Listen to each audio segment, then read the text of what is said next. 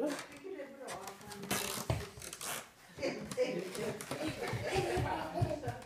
att vi har någonting hemma som han tycker är åtråvärt och tycker det är roligt och så.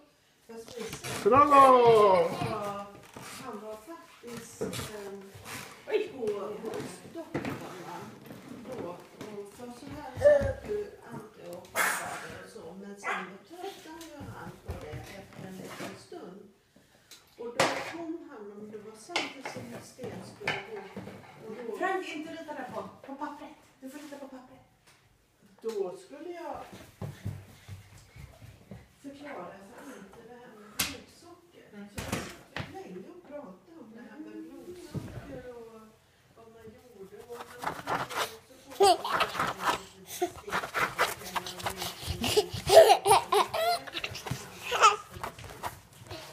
då satt vi ju, det gick väldigt fort. Och så hade jag köpt lite magneter som jag skulle sätta på köksbordet. Så det stämmer man. Han skulle leta ut Ante. Och så. Sen tröttnade han till resa. Letar han efter på den här. För det var som ett blad som satt ihop. Ja, det var lite skårat innan så man kunde bryta.